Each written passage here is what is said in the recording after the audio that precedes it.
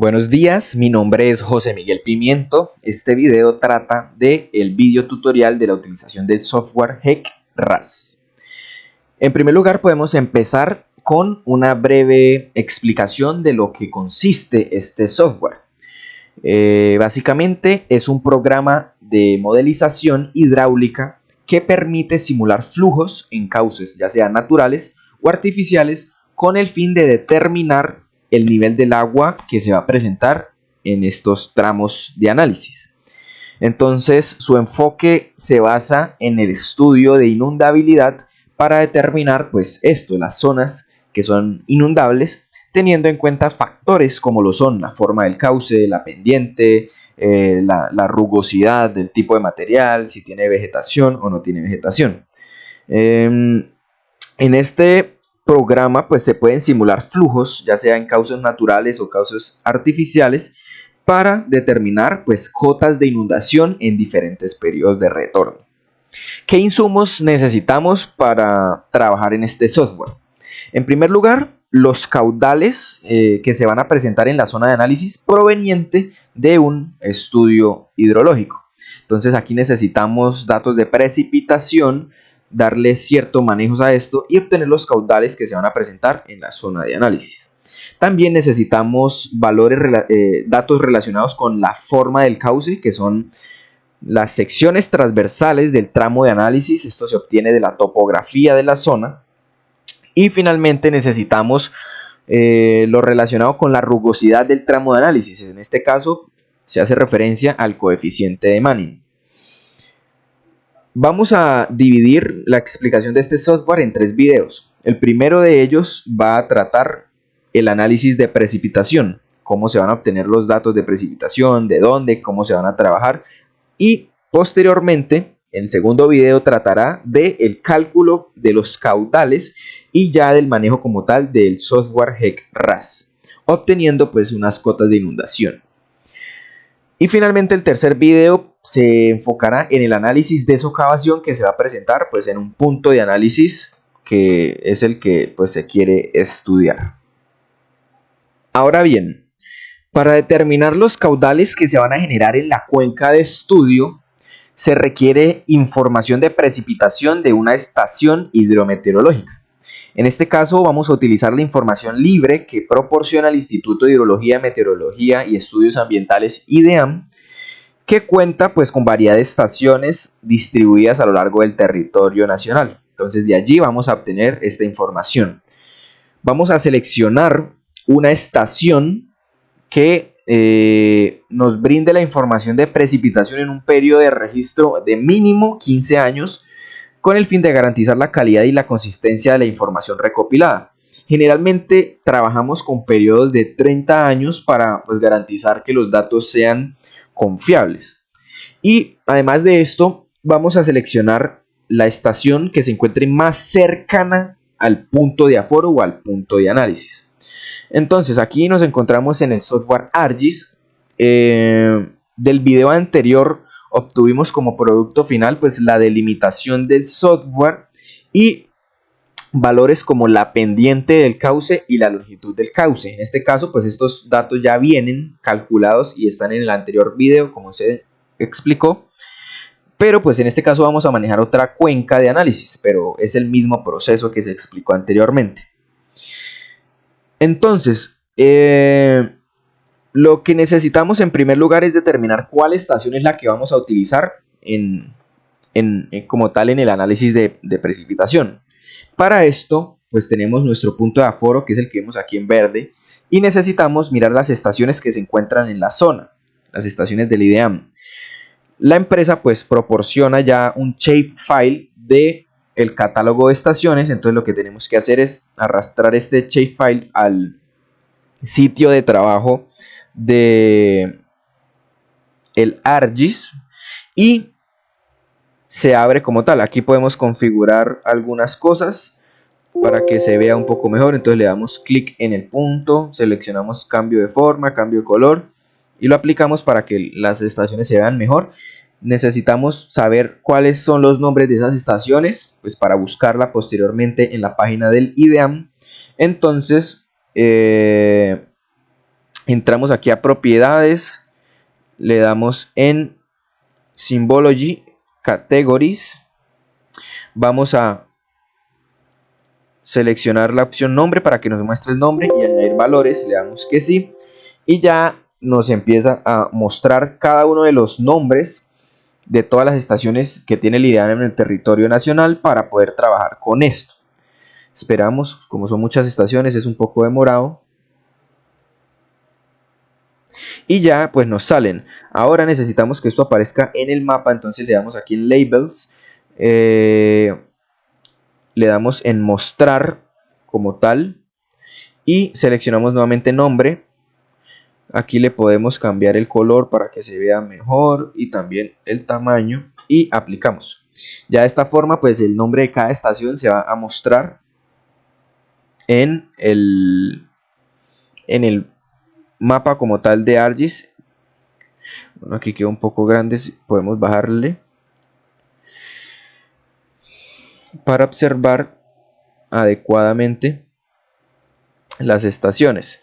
Como lo vemos aquí, pues se ve mejor. Bueno, aquí pues el punto como tal se ve en blanco, pero ahí es visible. Entonces, nuestro punto de aforo es esta zona de acá, este punto verde. Necesitamos analizar cuál es la estación que vamos a trabajar. A simple vista se observa que las más cercanas son Simijaca y Paraíso El. Entonces le damos en esta opción de Identify, damos sobre el punto para ver la información de esa estación, esperamos que cargue, y aquí encontramos el nombre y vamos a ver si la estación está sirviendo o no está sirviendo. Aquí vemos fecha de instalación, esta es, pero dice fecha de suspensión, es decir, no está funcionando actualmente, por lo tanto no sirve a pesar de que es la más cercana. Luego nos vamos a la siguiente, que es Simijaca. Igualmente le damos en Identify. Esta es Simijaca, ahí está la información. Esta sí nos sirve porque dice que está instalada, pero no está suspendida, es decir, sigue funcionando. Entonces ya con esta estación seleccionada, nos vamos a la página como tal del IDEAM y buscamos por el departamento y por el municipio, Cundinamarca y Simijaca. Entonces nos vamos a Google, buscamos consulta datos IDEAM y el primer opción la abrimos y está como tal esta opción de acá. Aquí ingresamos el periodo de análisis, como se explicó con anterioridad. Este periodo de análisis normalmente pues está comprendido entre unos 30 años, empezando desde el 1 de enero de 1993 hasta el 31 de diciembre de 2023, ya serían 31 años, lo cual es válido. Sin embargo, al descargar 31 años, la página del IDEAM no lo permite, por lo que tenemos que descargar primero 30 años y luego el año adicional, ya que 31 no lo permite, el rango máximo es de 30. Entonces, hacemos este proceso, aquí ponemos el 1 de enero de 1993 hasta 31 de diciembre de el 2022 y luego añadimos el año que falta. En este caso damos estándar en la serie de tiempo y frecuencia y el parámetro va a ser claramente la precipitación. Aquí nos sale cuál es el tipo de precipitación que necesitamos, entonces día pluviométrico convencional, y ya nos vamos al departamento, que como lo dije anteriormente es Cundinamarca, y el municipio es Simijaca. Lo buscamos por acá. Listo, esperamos que carga y ya nos sale. Bueno, ahí nos salen 3 opciones, pero aquí en la información tenemos el código como tal, que es 240.10.150, que es 240.10.150. Le damos acá y le damos a agregar a la consulta. Ya nos ubica la estación y simplemente aquí está el periodo de análisis y le damos en descargar, aceptar, y ya en la página nos está descargando instantáneamente la información. Esto puede tardar algunos segundos. Aquí le decimos que conservar y ya se descargó en un archivo .zip. Entonces le damos a abrir y aparece el Excel. En este caso hay que hacer un breve manejo de los datos. ya que nos da todo en formato de texto. Entonces aquí vamos a seleccionar la primera columna, nos vamos a datos y le damos texto en columnas, delimitados, siguiente, le damos en coma para que nos separe por coma, siguiente y finalizar. De esta forma nos separa los datos en columnas. Y de aquí, ¿qué información necesitamos? La fecha y el valor. Entonces podemos seleccionar todo. ¿Cómo podemos hacerlo? Control Shift y le damos tecla abajo y nos selecciona todo. Le damos Control C. Y ahora vamos a trabajar con estos datos crudos para obtener el análisis de precipitación. Entonces en la empresa manejamos un Excel que está programado y al cual vamos a ingresar estos datos para darle un tratamiento. Entonces el Excel lo vemos aquí, tiene todas estas pestañas. En la parte de datos totales vamos a ingresar los datos. Aquí está fecha y valor, pegamos los datos que trajimos de allá. Si nos damos cuenta, esto llega hasta el 2022, por lo que es necesario repetir el procedimiento, pero para hallar el año faltante de precipitación, los datos. Entonces le damos en limpiar, aceptar y volvemos a hacer el mismo proceso, pero desde el 31 de diciembre del 2022 hasta el 31 de diciembre del 2023, es el año faltante. De igual forma el parámetro va a ser precipitación. La descripción va a ser día pluviométrico convencional, departamento Cundinamarca y Simijaca. El código ya lo sabemos que es el de acá. Igualmente agregar a la consulta y descargar de este periodo, que es el que nos falta, aceptar. Y ya esto nos debería descargar. Aquí le damos la opción de abrir. Se abre. Bueno, aquí necesitamos cerrar. Esto es información porque no permite abrir dos archivos con el mismo nombre. Entonces es esta. Lo abrimos nuevamente. Repetimos el procedimiento. Seleccionamos la columna, datos, texto en columnas, delimitado, siguiente, coma, ya está, y finalizar. Entonces, como vemos aquí, la fecha pues va a ser desde el 31 de diciembre de 2022 hasta el 31 de diciembre de 2023. No tomamos este dato porque ya lo habíamos tomado en el otro Excel. Desde ahí, Control Shift y le damos hacia abajo, la flecha hacia abajo, igual Control C. Y venimos aquí y lo pegamos. Entonces estos valores ya llegarían hasta el año de nuestro interés. Aquí pues llenamos información básica de la estación. Entonces tomamos esto, que es el código. El código, latitud, longitud y altitud. Control C. Pegamos acá. Y esto lo podemos estirar. Y ya. Parámetros precipitación y etiqueta día pluviométrico convencional. Listo. Ya con estos datos podemos empezar a trabajar como tal en el Excel. Entonces, la primera pestaña que tenemos aquí es el mes. Entonces, esta pestaña lo que hace es, para cada año y cada mes, calcula un promedio de los datos de precipitación. Entonces calcula las precipitaciones medias mensuales multianuales. Entonces básicamente es eso a cada uno. Aquí hay datos, o sea, hay pestañas, hay celdas donde dice que no hay datos, lo cual pues quiere decir que en ese mes pues básicamente no se tiene registro, no hay ningún problema, se puede seguir trabajando así. Algo importante que hay que revisar acá, sobre todo en el mes de febrero, son los años bisiestos, porque como todos sabemos, en los años bisiestos hay 29 días. Entonces, esto lo debemos verificar que se cumpla. Entonces, extendemos aquí. En esta parte, la fecha dice, pues el mes, que es el 2, y el día, pues son 28 días. Si nos vamos al año bisiesto, Esto, en este caso, ya no serían 28 días, sino 29 días. Como ya lo sabemos, pues este año va a tener un día más. Esto lo debemos verificar para todos los años en febrero para que se cumpla eso. Entonces, si vemos, en todos 28, 28 ya pasa 29 y así se cumple para todos. Entonces, esto debemos verificarnos. Ahora bien, aquí se puede generar pues una gráfica para entender conceptualmente qué es lo que estamos hallando aquí. Entonces, esta gráfica de aquí básicamente es para cada mes. Se calculó un promedio en todos los años, promedio multianual,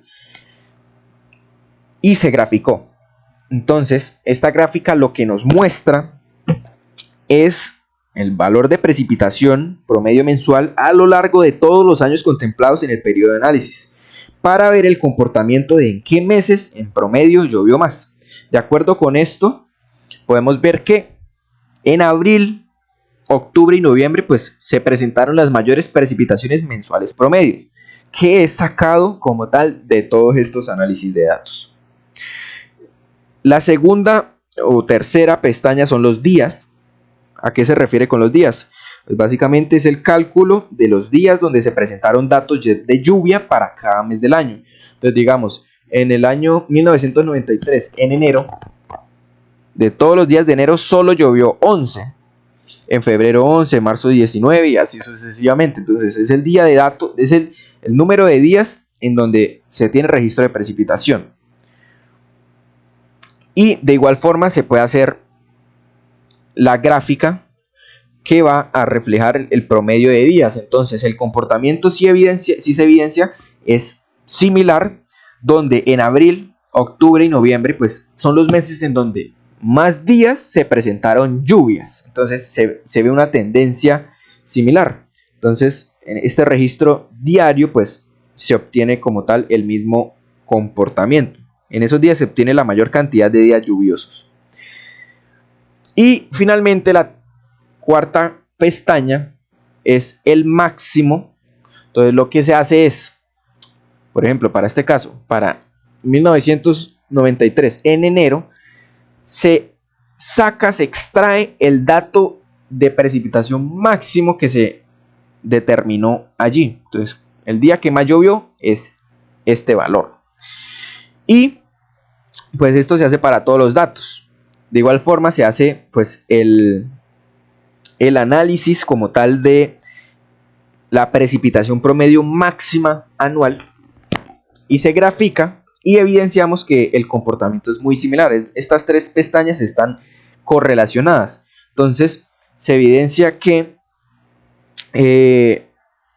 los meses de mayor precipitación promedio máxima, es decir, donde se presentaron las máximas precipitaciones, fueron de igual forma abril, octubre y noviembre. El comportamiento es muy similar a los meses donde en promedio más llovió y donde más días llovió. Entonces se observa como tal esa tendencia de las tres gráficas. Hay un comportamiento similar donde pues, los meses con más lluvia, en promedio, con más días y con los máximos valores pues son abril, octubre y noviembre en los tres casos. Teniendo ya estas pestañas con los datos correspondientes, vamos a trabajar específicamente con los valores máximos de lluvia para cada año, que son estos que vemos acá. Entonces, este valor máximo presentado en cada año es el que se extrae aquí. Y con esto es que vamos a realizar los siguientes análisis.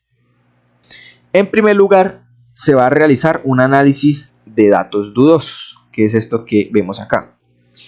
Es importante hablar un poco de teoría, de conceptos de este análisis de datos lluviosos. Y pues, teniendo la información de precipitación máxima anual, se realiza pues este análisis de datos dudosos. ¿Con qué objetivo? Básicamente con el objetivo de descartar aquellos valores que se alejan significativamente de la tendencia de la información pues, que se tiene.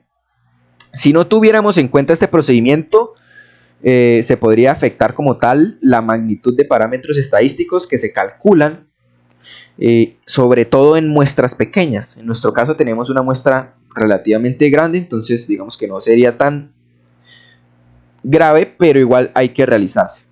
Entonces, ¿cómo sabemos si un dato es dudoso? Se aplica una ecuación de frecuencia que es la que vemos allí, YH y YY. Entonces, ¿qué es YH? Y bueno, en este caso es YL realmente. Entonces, YH es el umbral superior para datos dudosos en unidades logarítmicas y YL es el umbral inferior. Entonces, se calcula un umbral en donde se espera que los datos se encuentren, y si hay algún dato que se sale de esta tendencia o de este rango, pues se considera que está muy alejado de los demás y se debe descartar.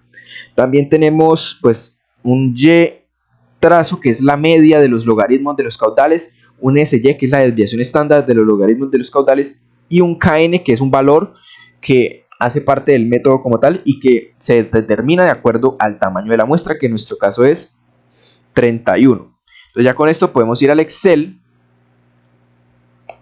a la pestaña de análisis de datos dudosos. Este es el KN, que va a depender del número de muestra. En nuestro caso es este de acá, porque es 31. Y aquí, para cada año, tenemos los respectivos datos de precipitación máxima, que son los que vemos acá. 32.5, 34, 32. Entonces vamos a trabajar con la precipitación máxima para cada año. Y se aplica primero un logaritmo a ese valor y se realiza, como lo dije anteriormente, una media de los logaritmos, una desviación estándar de los logaritmos, y pues nuestro n es 31. Este kn pues es dependiendo del n, entonces en este caso el n de 31 es 2.577, entonces por tal razón se selecciona esto y calculamos los umbrales superior e inferior, que son este y son este. Los datos que se encuentran por fuera de ese rango van a ser descartados, como es el caso del año 2009. Como vemos, el valor que nos dio al hacer un logaritmo es 1.95, lo cual está por encima del umbral superior, por lo que hay que descartar ese dato. Es importante que en este análisis el año 2009 se descarte, porque varía mucho de los datos como tal que se encuentran. Bueno, aquí se dañó esto. Entonces ahí es importante que se descarte. Ahora bien, después de haber pues obtenido los datos que se pueden utilizar de acuerdo a los análisis de datos dudosos, vamos a hacer un análisis estadístico de los datos hidrológicos. Para esto volvemos aquí un poco a la teoría y vamos a explicar un poco en cuanto a que los procesos hidrológicos van a evolucionar en el espacio y en el tiempo de una forma que puede predecirse parcialmente y también puede ser parcialmente aleatoria. A este proceso se le denomina estocástico. Entonces se puede realizar un análisis de frecuencia que representa una herramienta para predecir el comportamiento futuro de eventos en sitios de interés, como en nuestro caso pues el punto de aforo y en la cuenca de análisis. Entonces lo que se hace es, a partir de información histórica, se determina, se proyecta cuál es la magnitud del evento de lluvia en diferentes tiempos de retorno, que van a ser 5, 10, 25, 50, 100 y 500. Vamos a manejar pues 3 distribuciones estadísticas. Hay muchas distribuciones, pero es pues imposible utilizar todas, por lo que se van a escoger 3 funciones que son recomendadas por diferentes autores, bastantes autores a nivel mundial, y son las que se ajustan adecuadamente sobre todo a datos hidrológicos, que son las que pues nuestro tema que estamos tratando. La primera es la distribución normal. Entonces Básicamente la variable en esta distribución pues va a ser la lluvia máxima anual, que es lo que venimos analizando, y se va a distribuir normalmente. Entonces la ecuación o la función que se va a trabajar es la que vemos allí, y pues se van a calcular unos valores alfa y beta, que son la media y la desviación estándar de los logaritmos de la lluvia. La siguiente distribución es la distribución log normal. En este caso, la variable en logaritmo es la que se va a distribuir normalmente con esa fórmula, y de igual manera alfa y beta pues son media y desviación estándar de los logaritmos de la variable, que es la lluvia máxima anual. Finalmente tenemos la distribución de Gumbel, que es una de las más utilizadas en los análisis de datos hidrológicos y tiene en cuenta pues una serie de eventos como tal de la muestra. Básicamente pues es la fórmula que observamos allí. Se tiene también para muestras grandes parámetros alfa y beta, que se determinan como se observa en la diapositiva, y para muestras pequeñas pues alfa y beta se determinan de esta otra forma. En este caso se van a calcular un valor mu sub y y sigma sub y, como lo indica en la tabla, que va a depender de igual manera de el número de muestras, que en nuestro caso pues es 31. Y pues estas fuentes pues de Bentecho, Larry, de 1994. Entonces, ya definidas las distribuciones de probabilidad, en teoría al menos, podemos dirigirnos a las pestañas. Entonces está la distribución normal. Estos son los datos de precipitación finales después del análisis de datos dudosos. Observamos que el 2009 se descartó totalmente, por lo que estos son los finales. Se saca una media, como lo expliqué en la diapositiva, y una desviación. Aquí haya una probabilidad aplicando las fórmulas presentadas anteriormente, y realiza el cálculo de la precipitación proyectada a los periodos de retorno que se explicaron anteriormente, 5, 10, 25, etcétera, etcétera. Luego tenemos la función o la distribución logarítmica normal. En este caso saca un logaritmo primero y halla la media, halla la desviación y realiza el mismo proceso proyectando los datos de precipitación en los periodos de retorno en cuestión. Y Gumbel de igual manera trabaja con los datos obtenidos después del análisis de datos dudosos. Este es el mu sub y, mu y sigma sub y, que depende del n. En este caso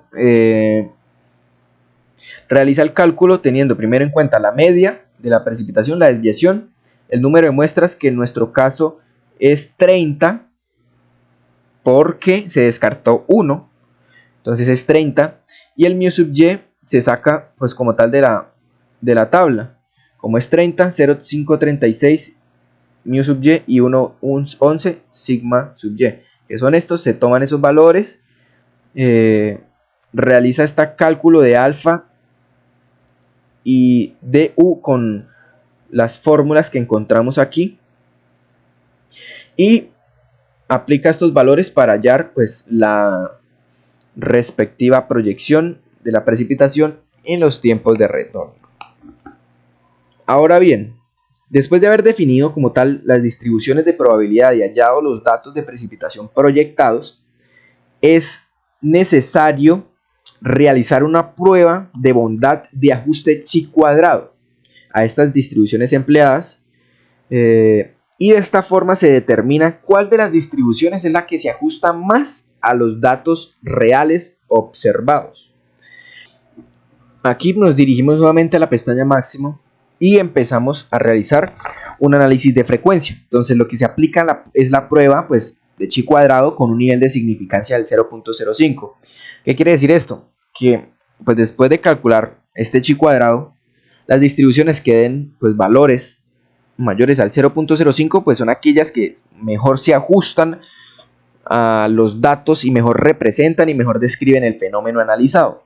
Entonces esta prueba como tal de bondad lo que hace es comparar la distribución observada, es decir, los datos medidos, los datos reales, con un patrón esperado, que son las distribuciones normales, logaritmo normal y Gumbel. Entonces lo que se quiere responder es que si lo observado se va a parecer a lo esperado o no. Y pues se cuantifica y se determina qué tanto se parecen estas distribuciones observadas y esperadas. Podemos hablar un poco de la teoría en términos generales, pues es esta fórmula la que se aplica, es un tipo de error que se hace entre la distribución observada, que son los datos reales, y la distribución esperada. Si este valor pues es mayor al 0.05, quiere decir que la distribución como tal esperada describe adecuadamente y es confiable en cuanto a la representación de los datos observados. Ya con esto pues nos podemos ir al Excel, a la pestaña donde estábamos, y aquí pues lo que se empieza a hacer es el cálculo de las, como tal, de la prueba de chi cuadrado. Entonces se realiza el análisis de frecuencia.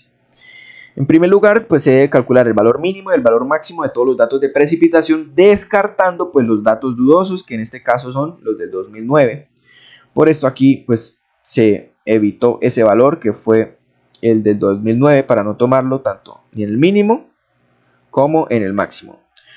Luego se calcula un n, que es pues una fórmula estadística para hallar cuántas divisiones va a realizarse en el análisis de frecuencia. Básicamente hace un conteo. Pues aquí se subió 1 para no contar pues un dato que es el que se debe descartar, pues es lo mismo. Y pues la fórmula que se aplica es la raíz del número de datos. Luego se calcula un paso, que es pues, el valor, pues, entre el valor mínimo y el valor máximo se calcula de cuánto será el rango de acuerdo con el n. Entonces el paso corresponde a cuántas unidades tendrá cada división dentro del análisis de frecuencia. Y aquí como tal se empieza a acumular, se toma el primer valor y se empieza a sumar el paso hasta llegar al último valor. Algo que hay que tener en cuenta es que el primer valor corresponda al mínimo, es decir 20.5, y el último valor corresponde al máximo, es decir 73.5. Aquí calcula unos rangos y mira cuántos datos hay en cada uno de los rangos, y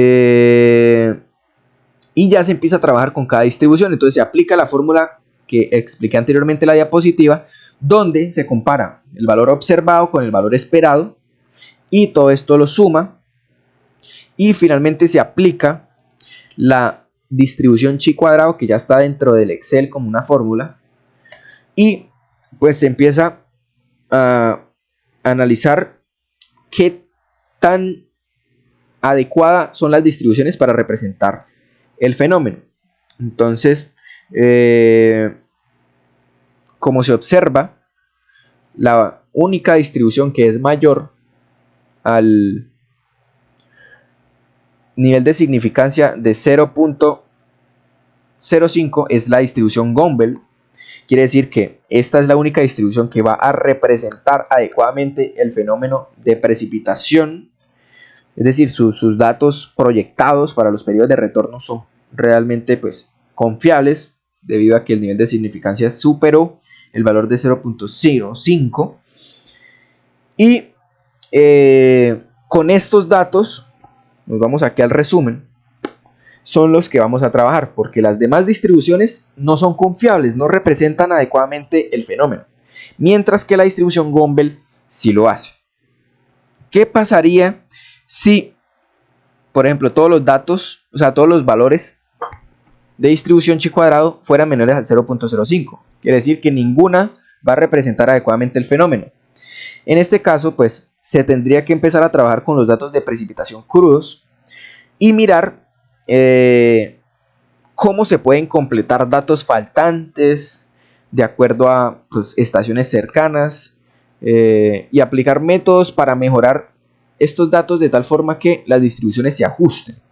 En nuestro caso, habían datos faltantes, pero como teníamos tantos datos, pues esto no afectó para que las distribuciones no representaran el fenómeno. Sí lo representan, específicamente la Gumbel.